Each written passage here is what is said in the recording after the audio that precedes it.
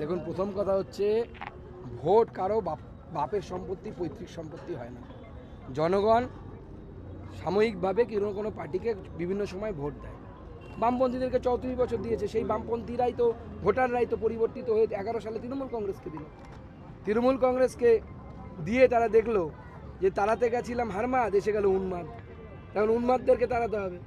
উন্মাদদেরকে তাড়ানোর জন্য এবার বিজেপিকে ভোট দিচ্ছে। বিজেপি ক্ষমতায় আসবে। বিজেপি, আমরা যদি ভালো কাজ করি জনগণ আমাদের সাথে থাকবে এবং আমরা সেটা করব। আর আমরা যদি খারাপ কাজ করি বা ভালো কাজ করতে না পারি, জনগণ আমাদেরকে ছেড়ে অন্য কারো কাছে চলে যাবে। এটাই তো গণতন্ত্র, এটাই স্বাভাবিক।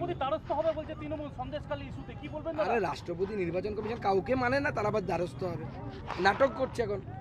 সন্দেশখালীর ঘটনা থেকে চোখ ঘোরানোর জন্য করছে। 600 থেকে 700 জন এফিডেভিট করেছে, তারা মিথ্যে এফিডেভিট করলো। আচ্ছা, 164 হয়েছে।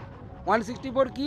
ম্যাজিস্ট্রেটের সামনে পীড়িত মহিলা তিনি নিজে গিয়ে স্টেটমেন্ট দিয়েছে। মনে রাখবেন, 164 কিন্তু চেঞ্জ করা যায় না। আমি যদি আজকে 164 দিয়ে বলি আমার সাথে রেপ হয়েছে, আমি পরশু দিন গিয়ে বলতে পারি না যে আমার হয়নি, কারণ ওটা ম্যাজিস্ট্রেটের সামনে দেওয়া জবানবন্দি। কে করিয়েছে 164?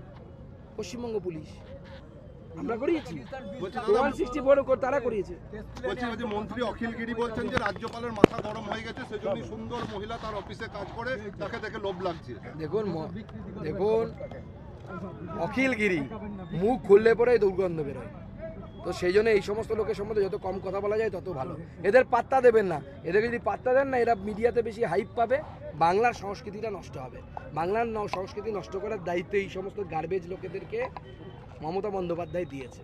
এই ডাস্টবিনের মালগুলোকে এদের দূরে সরিয়ে রাখুন। পচা দুর্গন্ধযুক্ত মাল ফেলে দিন। উনি বলছেন যে দক্ষিণ ভারতে চলে যান।